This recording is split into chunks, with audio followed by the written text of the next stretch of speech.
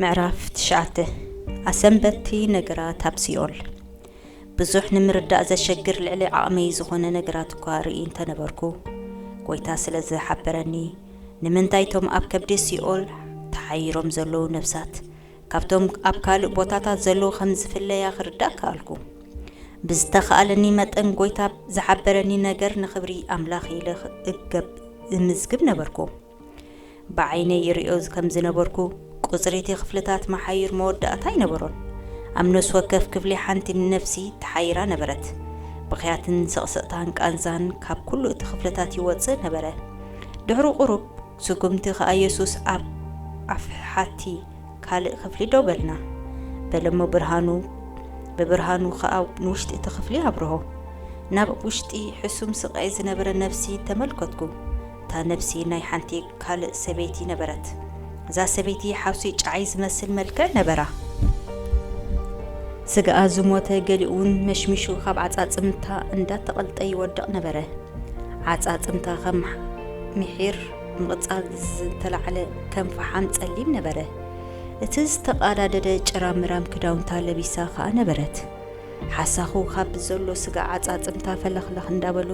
ያኣቱን ይወጹ ነበሩ ኣዝዩ ፍሽታ ከወጻኢ ካብኣ ይወጽእ ነቲ ዝነበርናይ ቦታ በከሎ ልክዕ ከም ታ ቀዲመ ዝረኣኽዋ ሰበይቲ እዚኣውን ነውነጆ ኣብ ዝብል ወንበር ተቐሚጣ ነበረት ዝተባላሸውን ዝተጫማደደን ባምቡላ ኸ ነገር ከኣ ሒዛ ነበረት ኣብቲ ወንበር እንዳተነቃነቀት ነቲ ባምቡላ ኣብ ኣፍልባ ኣጸጊዓ ኸኣ ትበክን ትነኽነኽን ነበረት ካብቲ ክፍሊ ኸኣ ቁዝማን ዋጭዋጭታን ይስማዕ ነበረ ጎይታ በለኒ እዚኣውን ኣገልጋሊት ሰይጣን እያ ነይራ ነፍሳ ኸ ንዕኡ ሸጠትሉ ብህይወት ከላ ኩሉ ኹፉእ ነገረ ፈጸመት ጥንቁልና ከም ዘሎ ፍሉጥ በለኒ ጎይታ ስሒቡ ኸኣ እዛ ሰበይቲ እዚኣ ጥንቆላ ጥራይ ዘይኮነ ብዙሓት ጥንቆላ ምሂራ ናብ ጥፍኣት ሓጢያትን ዝመርሕት እያ ካብቶም ኣብ ጥንቆላኣ ዝተሳተፉ ንልዓሊነቶም ጥንቆላኣ ዝምህሩን ዘሰልጥኑን ሰይጣን ሓሊፋ ሓይሊ ይህቦም እዛ ሰበይቲ እዚኣ ብጥንቆላኣ ብዙሓት ነገራት ትዛረብ ከምኡ ኸኣ ይኸውን ምስ ሰይጣን ምእክልቲ መራኸቢት ኮይናውን ሰባት ተራኽብ ነበረት ብዙሕ ክፉእ ስለ ዝገበረት ካብ ሰይጣን ሞገስ ረኸበት ንሓይልታት ጸልማት ከመይ ጌራ ንጥቕማ ጥቕሚ ሰይጣናዊ ኣምልኾን ኣእትያ ንሰይጣን ብምውዳስ ዓብይ ግደን ነበራ እዛ ሰይጣን ዝንስእዳ ሓያል ከኣ ነበረት ንኽንደይ ሰባት ኮን ለኪማ ትኸውን ኢለ ተገረምኩ ንዓኣ ንኹሉ ትስቃያን ነቲ ዓጻጽሚ ዘተረፈ ኣካላተን ነታ ከም ጣኣ ኣብ ማእከል ዓጻጽምታ ተቐርቂራ ትቕምሶ ዝነበረት ነብሳ ርኤ ኸኣ ልበይ ሓዘነ ኣዒንተዊን ብንብዓት መለአ ነታ ዝኣረገት ዝበለየትን ባምቡላን ከምዛ ትሕግዛ ጥቢቓ ሒዛ ነበረት ሽታ ሞት ከኣ ኣብ ዘሎት ቦታ ዓሰለ ብብኡ እታ ሰበይቲ ልክዕ ከምታ ቀዳመይቲ መልክዕ ክትለዋወጥ ዝጀመረት መጀመርያ ኣብ ከባቢ ኣስታት 1930 ዝነበረት ኣረጊት ሰበይቲ መሰለት ጸኒሓ ኸኣ ብቕጽበት ከም ዘናይ ሎሚ ዘለዋ ጎራዝ ኣዋልድ መሰለት ደጋጊማ ከም ዘደንቕ ምልዋጥ ገበረት ጎይታ ቀጺሉ እዛ ሰበይቲ ከም ሰባኺት ናይ ሰይጣን እያ ነይራ ልክዕ ከምቲ ወንጌል ሓቂ ሰባኽቲ ዘለዉ እታ ዝለዓለት ዓይነት ሓይሊ ሰይጣን ከኣ ነፍሳ ብምሻጥ ውዕል ጌራ ካብ ሰይጣን ተቐበለቶ ናይ ሰይጣን ክፉእ ውህበታት ምስ ናይ ኣምላኽ ውህበታት ጸጋ ከም ናይ ሓንቲ ሳንቲም ኣንጻር ገጻት እዩ ልክዕ ከምቲ እግዚኣብሔር ንኹሉ ስግኦም ነፍሶምን መንፈሶምን ንቅዱስ ፍቓዱ ንዝግዝኡ በበይኑ ዓይነታት ጸጋታት ብመንፈስ ቅዱስ ዝዕደሎም ሰይጣን ከኣ ነቶም ነፍሶም ንዕኡ ብውዕለት ዝሸጡ በብዓይነቱ ርኹስ ውህበታት ይህቦም እዩ ሓይሊ ጸልማት ክሳዕ ክንድዚ እዩ መሳርሕቲ ሰይጣን ብዝተፈላለየ ናይ ስሕተት ትምህርትን ስርዓትን ብጥንቁላናን ግናዕ ዒድ ሰብ እንዳንበቡ በብዓይነቱ ወዘተ ይገብሩ ብዝተመሳሰለ ኣገልግሎት የገልግሉ ማእከላይ መራኸቢት ናይ ሰይጣን ኮይኖም ንዝዓዩ ኸኣ ዝዓበየ ሓይሊ ይወሃቦም እዞም ከምዚኣቶም ዝኣመሰሉ ውልቀ ሰባት ጠሪሶም ሰይጣን ዝዓዘዞምን بخلو انتنقم نعوز تشوطو يوم قال ناي صلما سرحتنياتات نسيطان بزي زوم ما أكلاي كوينوم زراخو كزاربو أي كولون يوم مسوات السبن انسسان كأن نسيطان يقربو بوزحات سبات نفسهم بجزاء فقارهم نسيطان يهبوه كابنا عي مقلبال نعوو مقلقال يمرزو كل مرجعهم انتدأت زي تنسيحهم ناباي زي تمليسو من طفات موتنيو انت تسوي عمني قنا أنا أموني كاب كل حاتياتهم كدحنومي مبزحتهم نزال ألم زنورو اندا مسلوم يوم نفسهم نسيطان زشتو يخون نمبر كفو أماوتا يوم زموتو كساحجي سيطان أملاخ زقمتل نخلو وطناتو زبالاشني مسلوم انتو خنقن مسكال تسعيرو ايو أنا نخلو مفتح كاب إيدو وسيديو عب سماين عمدرن زلو خلو سلطان كأن عايتو وحيبيو زا سبيتي زيا مسموتت بغطتا نابزي نايب سيقول متت أغان انتي خا حيزوم عب كرمي السيطان عمتقوا عب كرمي السيطان دون مسبلت كا بأندان تصرت نمنتها يوم زوم عمدري زقواصات صروم زنبوركو أغاننتي أبزي كقواصات صر نزفتنو إلى تقطعت نسيطان قلطيفو منغستات كهبا خا بدفرت تحت حتتت سيطان كل جزي بحاسوت يسرح نبره كم مدري مسموتت كي ترفه ناب هيوت كم زملتا نعالمون اندغنا كم زጥቀመላ ቃል አተወላ بخمس عينت مثلال كأب بزحات نبسات نابو أمزات انتخونه أما وداتا سيطان كاركار يلو سحاقان ألا قتلان بلاخا فتسيمي منغستي آيجان وكنيه ديابلوس إدو ناب تاسبيتي اندان كساسه بقو نبقوس سقاء كابعات آتمتات حاق حيقو رقفه بسقاي دما موجاج واججت حدا تصليم عبي مصحف كا ناب سيطان امصلو نتي مصحف كنصيلو بصاوعو اندام املكته دما سما خسع زركب ورده او غرم كابله امذري اصبيكي اغلغلكني يخمو اللي 500 نفسات كا اركبكني حاسيو خا مقصعتخي ناب خا خمتم نايتم كالوت كفو اي خون يبلا بخفن ناب لاصن سحاقن كاركار إلو سحاقه كابتي زنبرو حاف بله أتصعبتو خانا نبتا عمل كاتيت عبي نفاس نتابوتا ملو نقودا زتعمنا يقط عادم تخا خاب سيطان وصه اندا بله انه انت خيلكس منغست تقبلي بلا زي ترئي حيل متيو بؤ مس مدري ألاقعه أبزون أقلقاليتك تكوني إخيبلا اندا سحاقن انداش كعللن كابتي زنبراتو ختنسق تفتن مصر آيا خا سحاق سقا كاب عاصمتا بأغاننتي قفف سلا زنبره اتا سبيتي عابي سقاي تساق نبرت قسيسوم كا نابزي بعتي زمسل كفلي دربيوا كل جزء سيطان زأت ولا قال تذكر نبرت كل حيلي كم زهبا كم زيت موتن قبل علموت هيوتن سلطان كم زلو ينقرا نبره نساون أمنتو نسو خاب كل قتل كلنا كقودة زمت حيلتات كم زدحنا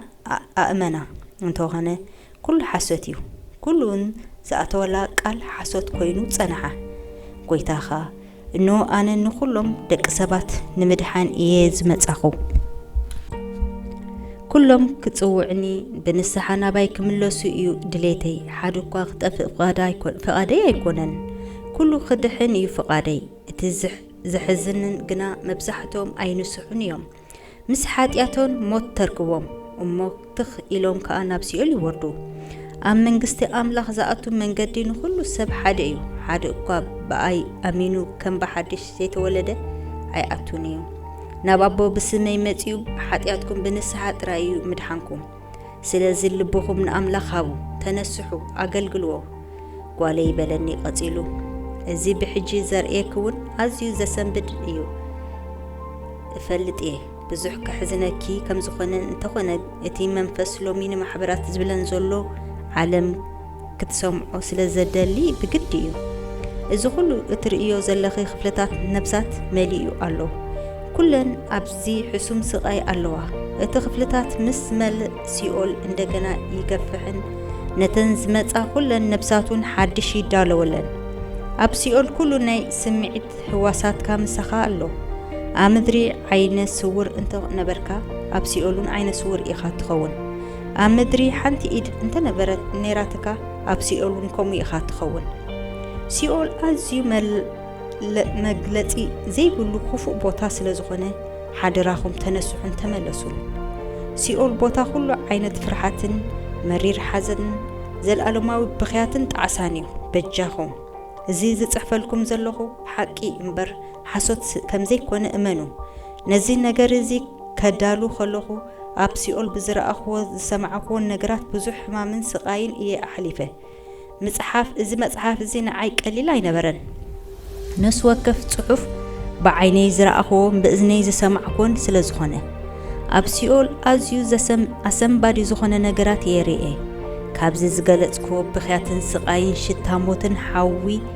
ምሕራርን ሓሳኹ ዝነድድን እቶን ጉድጓድን ካልእ ኣዝዩ ክፉእ ነገራትን እግዚኣብሔር ክጽሕፎ ዘይተፈቐደለይ ነገር እየ ዝረኣኹ ኣይትጽሕፍዮን ስለ ዝተባሃልኩ ጥራይ ገዲፍዮ ኣለኹ እንተደኣ ኣሚነ እንተደኣ ኣማኒ ኔት ኮይንካ እንተሞትካ ካብ ህይወት ወይ ነብስኻ ናብ መንግስቲ ኣምላኽ እያ ትኸይድ እንተደኣ ዘይኣመንካ ግና ሙት ክትብል ብቕጽበት ናብ ሲኦል ክትወርድ ከምዛ ሓንቲ ቋሕ ሰም እያ ገዘፍቲ ሰንሰለት ሓፂንን ዝሓዙ ኣጋንንቲ ከዓ ውይ እንዳበለት ነብስኻ ጎሲሶም ናብ ደገ ሲኦል ክወስድዋ እዮም ኣብኡ ከዓ ናይ ጉድጓድ ሓዊ ክድርበን ክትሳቐን ኢኻ ናብ ቅድሚ ሰይጣን ጎሲሶም ከምጽኻ እዮም ኩሉ ኣብ ሲኦል ዝወርደካ ክፉእ ነገር ትርዳኦን ይስማዓካን ይፍለጠካን እዩ ልክዕ ከምዚ ኣብ ምድሪ ሕማቕ ነገር ከጋጥመካ ዘስማዓካን ዘጨክነካን ኣብ ሲኦል ከዓ ኩሉ ስቃይ ይስማዓካ እዩ ልክዕ ከምዚ ኣብ ምድሪ ሕማቕ ነገር ከጋጥመካ ከሎ ስቃይ ይስማዓካ እዩ ጎይታ ከዓ ኣብ ሲኦል ቦታ ምዝንጋዕ ወይ ላግፂ ዝበሃል ኣሎ በለኒ ኣብዚ ቦታ እዚ ዝመጽእ ፍሉያት ዓይነት ገበናት ዘለዎም ነብሳት እየን ማለት እተን ኣብ ጉድጓድ ዝነዳ ዝረኣያን ካብኡ ናብዚ ይመጻ እየን ኩሉ ናብ ሲኦል ዘለዋ ነብሳት ቅጽዓት በበይኑ እኳ እንተኾነ ኩሉ ግና ብሓዊ ይቃጸላን እየን እዚ ቦታ ዝምዝንጋዕ ወይ ቦታ ላግፂ ዝበሃል ከም ተዋስኦ ወይ ናይ ሰርክስ ቦታ እዩ ዝመስል ብዙሓት ንመዘናግዒ ዝጥቀሙሉ ነብሳት ከዓ ናብዚ የምጽእወን እዘን ነብሳት እዚኣተን ኣብ ምድሪ ንሰይጣን ብፍታወን ዘምልኽኦን ዘገልግሎኦን እየን እወ ብገዛእ ፍቓደን ካብ ኣምላኽ ንሰይጣን ምግልጋል ዝመረፃ እየን ኣብ ውሽጢ መጓስጢ ዝመስል ዝተሓጽረ ቦታ ከዓ የእትወን ኣብ ዙርያ እቲ ዓንኬል ከዓ ካልኦት ነብሳት ብዘይካ እተን ኣብ ጉድጓድ ዝርከባ ማለት እዩ ከቢበን ነበራ ኣብ ማእከል እቲ ዓንኬል ኣትየን ዝነበራ ከዓ ኣቐዲመ ከም ዝሓበርኩኹም እተን ኣብ ምድሪ ከለዋ ኣብ ጥንቁላ ኣጋንንታዊ ኣምልኾን ኣገልግሎትን መራሕትን ዝነበራ ኣስማተኛታትን ኣእምሮ ሰብ ዘንብባን ኮታ ኩለን ብገዛእ ፍቓደን ንሰይጣን ምግልጋል ዝመረፃ እየን ኣብ ምድሪ ከለሁ ንብዙሓት ዘስሕቱን ደድሕሪ ሓጢኣት ሰይጣን ክስዕቡን ዝሓባብሉ እዮም ኣብቲ ናይ ዋዛ ቦታ ዝመልኣ ከዓ እቶም በዞም ጠንቆልትን ኣስመታኛታትን ዝተታለሉ ነቶም ዘታለልዎምን ዘስሕቶም ብሕርቃኖም በብሓደ ከሳቂዎም ከዓ ካብ ሰይጣን ፍቓድ ተዋህቦም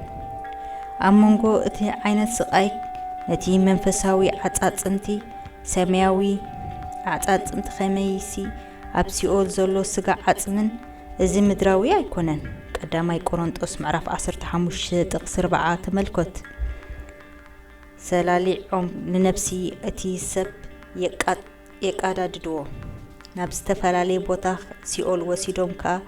ነቲ ዓፃንፅንቲ ይቀብርዎ ነቲ ነፍሲ ውን ቀዳዲዶም ናብ ዝተፈላለዩ ክፍለታት ሲኦል መናጠልሉ ልክዕ ከምቶም ንሃድን ዝተዋፈሩ አዛብ እሞ ነታ ዝሃድንዋ ዝበጃጀልዋን ከምኡኻ እዞም ዘስሕቱን ሰባት ነቶም ኣብ ምድሪ ዘስሕትዎም ጠንቆልቲ ኣስመተኛታትን መራሕቶምን ከምኡ ገይሮም በጃጀልዎም እቲ ግዳይ ዝኾነት ነፍሲ ብዙሕ ትሳቀ ነበረት እቶም ኣብ ከባቢቲ ዓንኬል ደው ኢሎም ዝነበሩ ነቶም ኣብ ማእከል እቲ ሓጹር ዝነበሩ ደናጉላ ዝመስል ነገር ደርበይ ኢሎም ከም ድላዮም ገይሮም ክሳቀይዎም ከኣፍቃድ ካብ ሰይጣን ተዋሃቦም እተን ግዳይ እዚ ሕነ መፍዳይ ዝኾና ነፍሳት ተበጃጅገን ከም ክሞታ ተመነያ ግናኸ ካብቲ ስቃይ ክትመውት ኣይከኣልን እዩ ምክንያቱ ሲኦል ዘለኣለማዊ ስለ ዝኾነ ሰይጣን ከምዚ ገይሩ ነተን ኣብ ሲኦል ዘለዋ ነፍሳት ንሓድሕደን እንዳ ኣባልዐ ይዘናጋዕ ነዚ ከዓ ናይ ምዝንጋዕ ማእከል ኢሉ ሰመዮ ጎይታ ከዓ በለኒ ኣነ ንኹሉ መፍትሕ ሲኦል ካብ ኢድ ሰይጣን ካብ ዝወስዶ ነዊሕ ግዜ ኮይኑ ኣሎ ኣብቲ ግዜ እቲ ናብ ክፍልታት እቲ ምኽፍፋል ንህዝበይ ካብኡ ኣውፅአዮ ኣብ ግዜ ብሉይ ኪዳን ቅድሚ ኣነ እቲ ናብ ምድሓን መስዋእቲ ምፍጻመይ ገነት ኣብ ጥቓ ሲኦል እያ ነይራ እዚ ክፍልታት እዚ ቀደም ገነት እዩ ነይሩ ሕጂ ግና ሰይጣን ወሲዱ ዕላምኡ ይጥቀመሉ ኣሎ ድሕሪ ትንሳኤ ግና ገነት ካብዚ ተቐይሩ እዩ ኦ ክቡር ኣንባቢ እቲ ዕድል ከየምለጠካ ከሎ ደኾን ብንስሓ ኣይትምለስን ኩሉ ኣብ ቅድመይ ንፍርዲ ክቐርብ እዩ እዚ 17 ማይል ዝቕመጡ ክፍልታት እዚ ነቶም ንመናፍስትን ጸልማትን ዘገልግሉ ኣስማተኛታትን ጠንቆልትን ኣብ ከምኡ ዝኣመሰሉ ነገራት ዝተዋፈሩ ኩሎም ዝተዳለወ እዩ ኣስዒቡ ጎይታ ንዒ ሰዓብኒ ካልእ ነገር ከርእየኪ የበለኒ ብኡ ንብኡ ከዓ ካብ ዶብ ማእከል ከብዲ ሲኦል ልዕልቲ ክፍልታት ኣስታት ፍርቂ ማይል ዝኸውን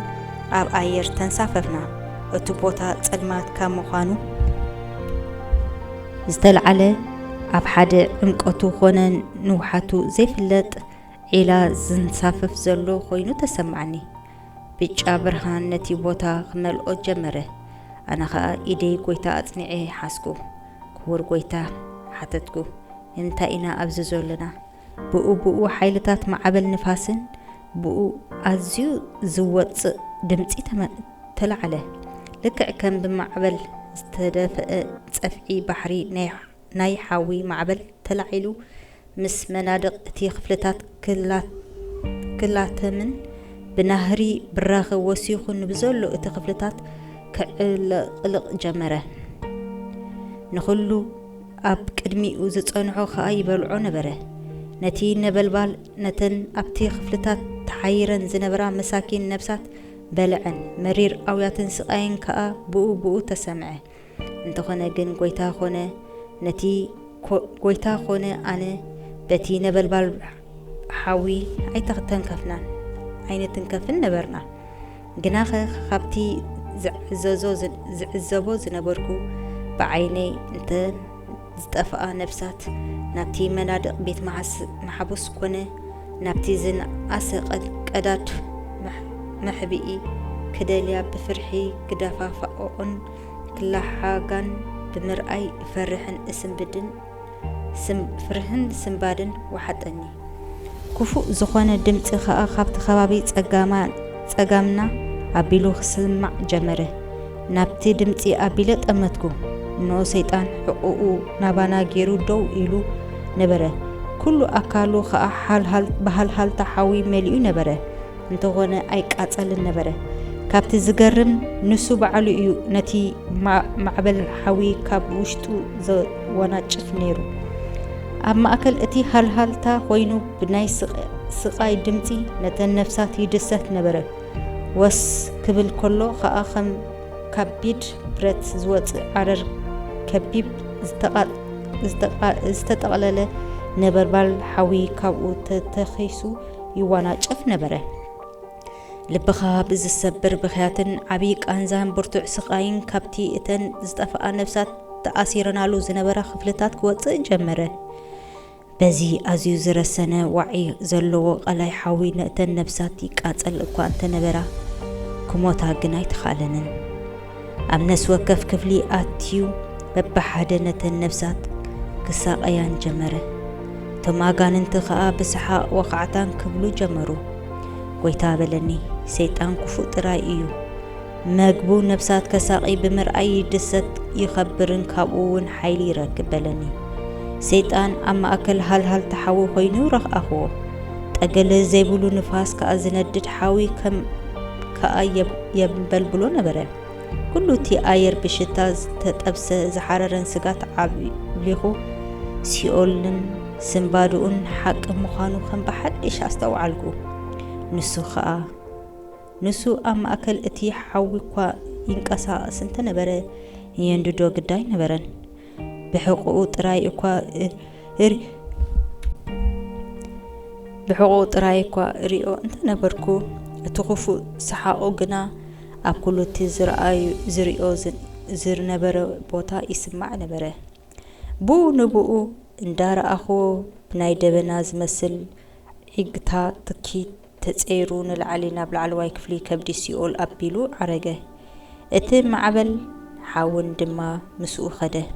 እንደገና ተመሊሱ ኸዓ بعبي ድምጽነት ነፍሳት ተዘይ አሚንክን አምሊክናንን ተመሊሰ ክመጽየን ናብቲ ናይ ምዝንጋዕ ማእከል ወሲደ ክትሳቀያ ኢኽን ከሳቀይክን እየ በለ ብቅጽበትካ ነፍሳት መለሳ አይፋልካን ሰይጣን ኩልና ከነምለኸካ ኢና እንዳበላ ፍግም ኢለን ሰገዳ أملخون دقاقيمن أكوا أنت أملخو ناي أملخو دمعتو مليسو يعبي نبره وداسي يدلي نبره اتن نفسات كلو نحسي سيقول بدمتسن كسمع زدن دق ناي مسكانا دمتسون أو أبلو قويتا خابلني كل نزن أبز خفتات تحيرن زلوا نفسات أمدري خلوا ونجيل تسابي خلن سميعن إيان مدحاني بزح جزي تقرب لن منفسي ببزح من قدي كملسن وكا انت فتنا ساتن جنا كملسان مدحان أملاك قبلاي فقدان يسوس مساي دا تزارب خلو سيطانتهم قدات ها زيو من قستغن نزل عالم كابزي وطعي عدل كوني خالق من قستي يبلكنن يبلو من نبره أسعيبو خا منقستي مدري بخلن تلقي معامق تزرقح ايو نسو خا ايو هيوتكن نايزل عالم نابراخن بله نايت عصاب خياتن نبعاتن كأخابتن قديات يوتس نبره قويتا بلني مدحاني نتس ايو زدليو كل يمتس كابزناي مقصعتي بوتا زون يدحن أنا عيدر بيكان إيه ولا تنقالي أسماتنيا ويون مسيطان كيران زاتوها وكا انتخونكا حنسا فقاركا حبني انبر حيلين خلو خصبرو اتزفسس دمين كنصحو ايو نخلو مرقامكم كوسدو كابسيولون كدحنوكم ايه لبخم هاوني أنا خملقكم كفتحكم النتس أخوصكم مني إيبل هاليلويا